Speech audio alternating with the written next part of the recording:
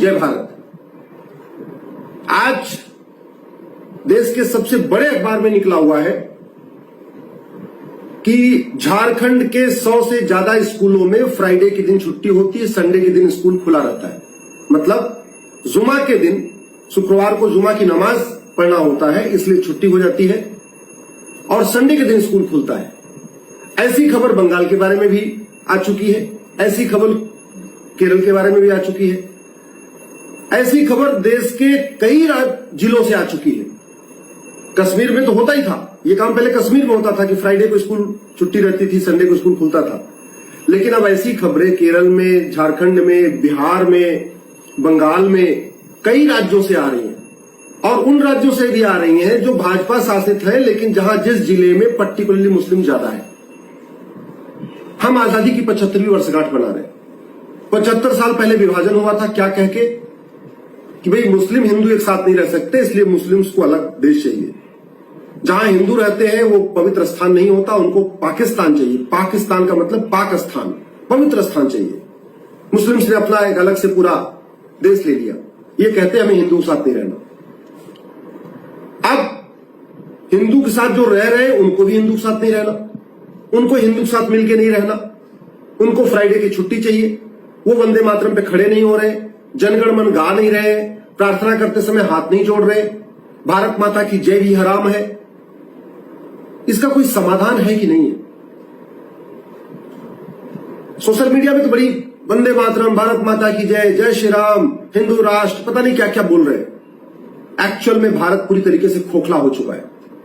Social media में जो भी ब्रांडिंग कर ले लोग ब्रांडिंग कर ले, लेकिन सच्चाई यह है कि राम का अपमान करने पे किसी को थप्पड़ भी नहीं पड़ता है, कृष्ण का अपमान करने पे किसी को थप्पड़ भी नहीं पड़ता है, मां काली का अपमान करने पे किसी को थप्पड़ भी नहीं, मुकदमा भी नहीं लिखा जाता, थप्पड़ मारना छोड़िए। विष्णु का अपमान होता है, शंकर का अपमान होता है, सरस्वती जी का अपमान होता है, दुर्गा जी का अपमान होता है, लक्ष्मी जी का अपमान होता है, किसी को थप्पड़ भी नहीं मारा जाता।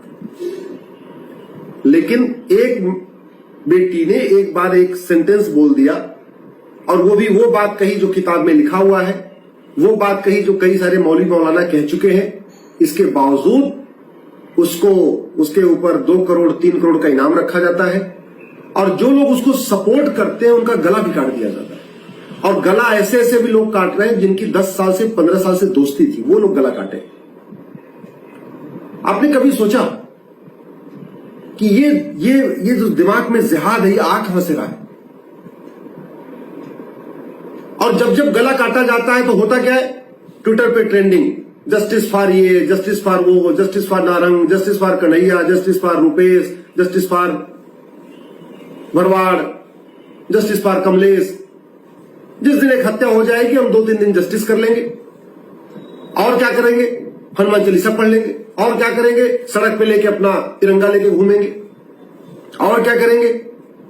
फेसबुक पे पोस्ट लिख देंगे और क्या करेंगे? चंदा इकट्ठा कर लेंगे, उसको उसके जाके घर वालों को दे देंगे। ये समाधान है क्या? ये ट्विटर पे ट्रेंडिंग करना, फेसबुक पे पोस्ट लिखना और शांति मार्च निकालना, भगवा रैली निकालना, हनुमान चालीसा पढ़ना, ये इसका समाधान है जिहाद का क्या? ये जिहाद का समाधान होता तो अब तक देश में शांति आ गई होती। अगर इससे शांत होता तो एक मर्डर के बाद दूसरा मर्डर नहीं होता, एक ही मर्डर, क्योंकि हम तो हर बार यही काम करते। जब भी एक हत्या होती है तो 5-6 काम फिक्स है। कुछ लोग ट्विटर पे ट्रेंडिंग करेंगे, कुछ लोग फेसबुक पे पोस्ट लिखेंगे, कुछ लोग कैंडल मार्च करेंगे, कुछ लोग जंतर मंतर पे इकट्ठा होकर भाषणबाजी करेंगे, कहेंगे हम दांत तोड़ देंगे, ईंट का जवाब पत्थर से देंगे। कुछ लोग पैसा इकट्ठा करेंगे, जाके चंदा देके आ जाएंगे घर वालों। तो कुल मिलाकर सब अपनी अपनी ब्रांडिंग कर लेते, ये सब काम करके पूरा एकदम बाकायदा राष्ट्रवाद मजबूत कर लेते, अपनी ब्रांडिंग अच्छी कर लेते। लेकिन इससे जिहाद कम हो रहा है क्या? इससे मजहबी उन्माद कम हो रहा है क्या? इससे हत्या कम हो रही है क्या? अरे मैं बार बार कहता हूं, जिहाद की फैक्ट्री है मदरसा। दुनिया में जहां भी मदरसा है वहां अशांति है, जहां पे भी मदरसा है अशांति है। ये बात हमारे लोगों को क्यों नहीं समझ में आ रही है? और मदरसा को बंद करना बहुत आसान है। Right to education act already parliament ने बनाया हुआ है, उसमें एक शब्द जोड़ना है, इक्वल, वो बन जाएगा राइट टू इक्वल एजुकेशन। उसमें पढ़ने की उम्र 6 से 14 साल है, उसको 6 से 18 साल करना, यानी 12वीं तक को लागू होगा, हो गया मदरसा बंद। आप केवल राइट टू एजुकेशन एक्ट को बदल के उसको राइट टू इक्वल एजुकेशन कर दीजिए, पढ़ने की उम्र 6 से 14 है, 6 से 18 कर दीजिए, लागू कर दीजिए पूरे देश में one nation one syllabus, one nation one education board. ये सीबीएसई बोर्ड, आईसीएसई बोर्ड, मदरसा बोर्ड, दुनिया भर के बोर्ड है, 40 तरीके के बोर्ड, इनको मर्ज कर दीजिए। जैसे वन नेशन वन टैक्स हुआ था, 40 तरीके के टैक्स मिला के वन नेशन वन टैक्स हुआ था, वैसे one nation one education board हो जाएगा। एक भारतीय शिक्षा बोर्ड नया बनाइए, सबको उसे मर्ज कर दीजिए, पूरे देश का सिलेबस एक कर दीजिए। लोग अपनी अपनी मातृभाषा में पढ़ेंगे, गुजरात वाले गुजराती में पढ़ेंगे, महाराष्ट्र वाला मराठी में पढ़ेगा, तमिलनाडु वाला जो है अपनी भाषा में पढ़ेगा, तमिल में पढ़ेगा, आंध्रा वाले तेलुगु में पढ़ेंगे, कोई मलयालम में पढ़ेगा, कोई हिंदी में पढ़ेगा, जिसकी जहां की भाषा उसमें पढ़ेगा, सिलेबस एक हो जाएगा। भाई छोटे बच्चे को जहां नफरत सिखाई जा रही है, जहां छोटे बच्चे को यह बताया जा रहा है कि जब तक एक भी काफिर है तब तक इस देश कयामत की रात नहीं आएगी, जब तक कयामत की रात नहीं आएगी तब तक ये डिसीजन नहीं होगा कि जन्नत मिलेगी या जहन्नुम में कोई जाएगा। जब तक जन्नत नहीं मिलेगी तब तक 72 हूर नहीं मिलेगी, दूध की नदी नहीं मिलेगी, केसर वाली शराब नहीं मिलेगी, फूलों का गद्दा नहीं मिलेगा।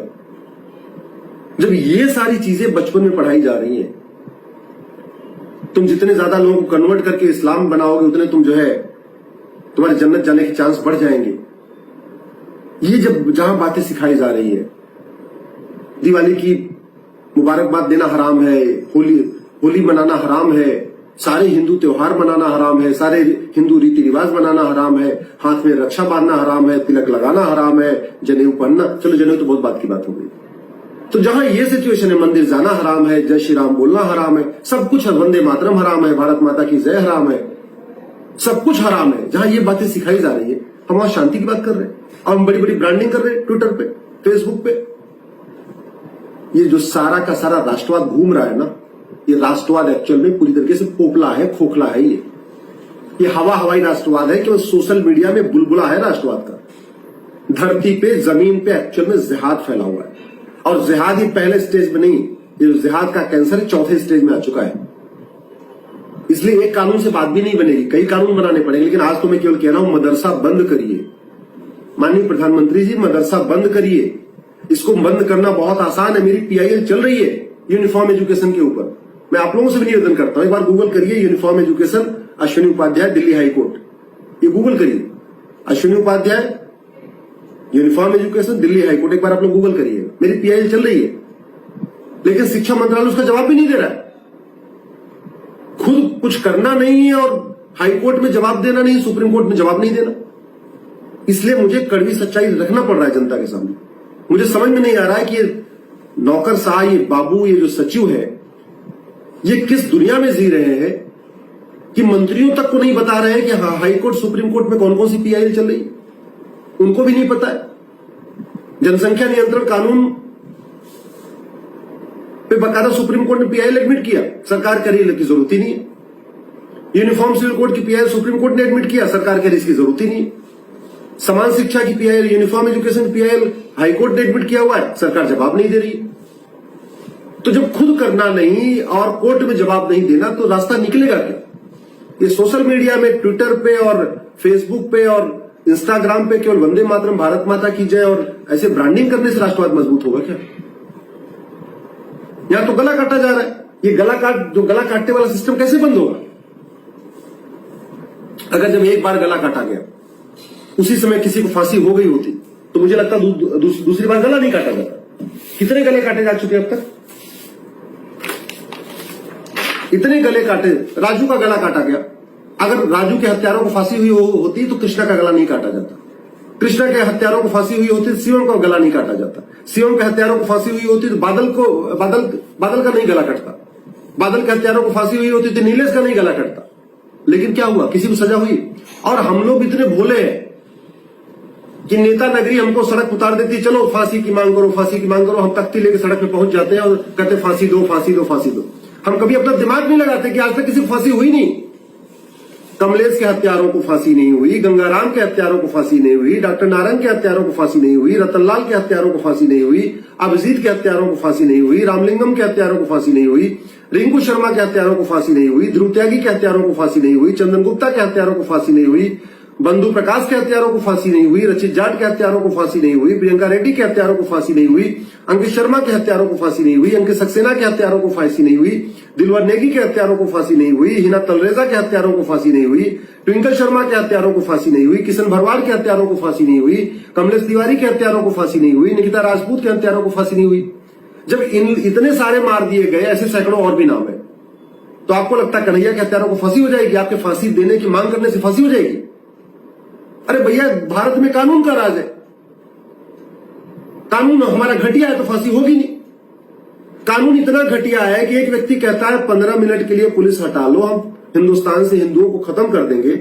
आपने भी अपनी आंखों से वो वीडियो देखा, अपने कानों से उसकी आवाज सुनी, जज साहब ने भी वो वीडियो देखा होगा, जज साहब ने भी सुना होगा। आज तक वो व्यक्ति बाइज्जत बरी हो गया और दोबारा उसका फिर एक वीडियो आ गया, फिर तो हनुमान जी का मजाक उड़ा रहा है, शंकर जी का मजाक उड़ा रहा है, सारे देवताओं को मजाक उड़ा रहा है, और हम फिर फांसी देने की बात करते रहते। किसी को फांसी हुई क्या, बताइए आप जरा। अफजल गुरु याकूब मेनन को फांसी के अलावा किसी को फांसी हुई? या फांसी के मुकदमे वापस हो जा रहे हैं, ऐसा घटिया कानून है। आतंकवादियों का सरकार मुकदमा वापस ले लेती है, लेकिन हम लोग इतने भोले हैं कि कभी अपना दिमाग नहीं लगाते। हम सोचते नहीं कि भैया हम तो हर बार ट्रेंड करते हैं, हर बार फांसी की मांग करते हैं, आजकल आखिर फांसी की मांग हो क्यों नहीं रही है? ये जो कन्हैया की जो हत्यारे हैं ना, इनको फांसी वांसी नहीं होगी। मैं आपको गारंटी के साथ कहता हूं, नहीं फांसी होगी। मैक्सिमम होगा आजीवन कारावास, और आजीवन कारावास का मतलब भारत में होता है 14 साल। ये होगा, और वो भी आज कब होगा? कम से कम 20 साल के 25 साल के बाद होगा। 10 साल राजस्थान के डिस्ट्रिक्ट कोर्ट मुकदमा चलेगा, फिर 10 साल हाई कोर्ट में चलेगा, 20 साल हो गया, 10 साल सुप्रीम कोर्ट में चलेगा, 30 साल हो गया। सुप्रीम कोर्ट से अगर आजीवन कारावास हो जाएगा, उसके बाद रिव्यू पिटीशन फाइल होगी, क्यूरेटिव पिटीशन फाइल होगी, फिर राष्ट्रपति दया याचिका और रहेगी। हम लोग क्यों नहीं कहते कि घटिया कानून बदलो? घटिया कानून कौन बदलेगा? सरकार की ड्यूटी है।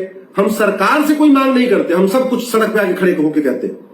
हम कभी नहीं कहते पुलिस रिफॉर्म करो, हम कभी नहीं कहते जुडिशियल रिफॉर्म करो, हम कभी नहीं कहते इलेक्शन रिफॉर्म करो।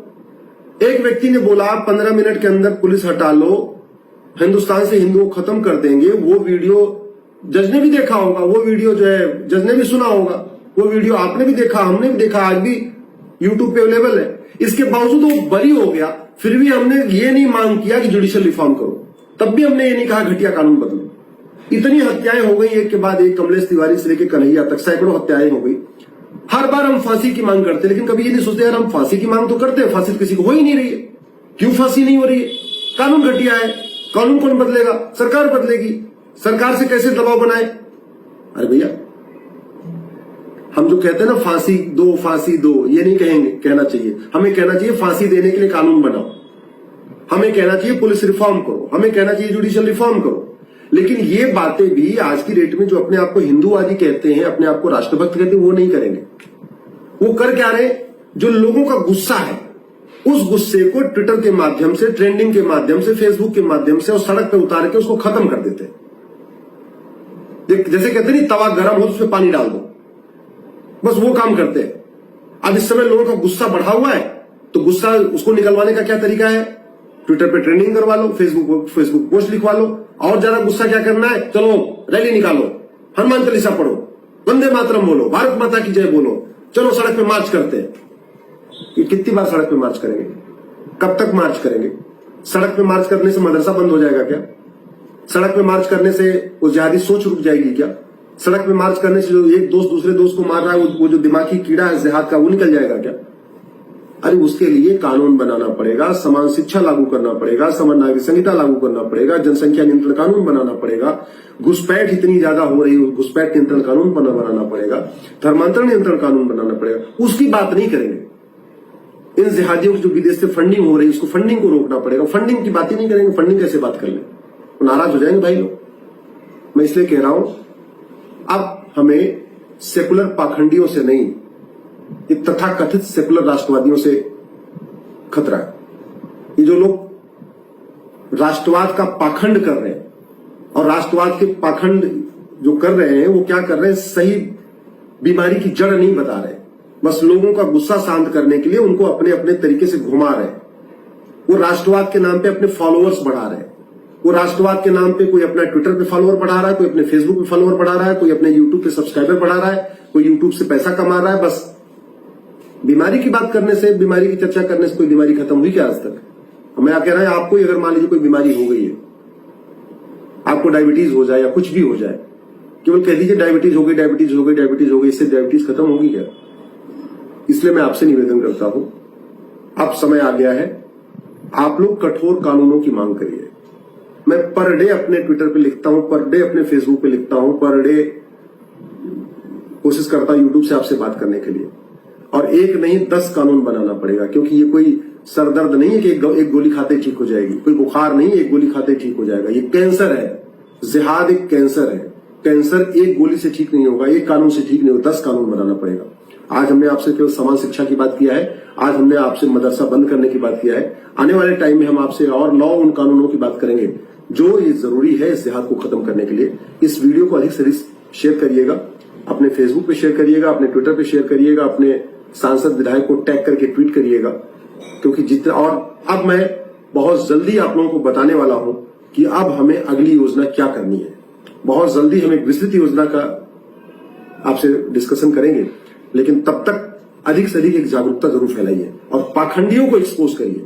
ये जो पाखंडी राष्ट्रवादी हैं, जो राष्ट्रवाद की बात करते हैं, वंदे मातरम, भारत माता की जय बात करते हैं और अपने आप कट्टर हिंदू कहते हैं, जो आपको केवल समस्याओं में उलझा के रखना चाहते हैं, जो आपसे समस्या बता बता के आपको उलझाए रखना चाहते हैं, लेकिन समाधान की बात नहीं कर रहे, उन पाखंडी राष्ट्रवादियों को एक्सपोज करना बहुत जरूरी है। जय हिंद, जय भारत।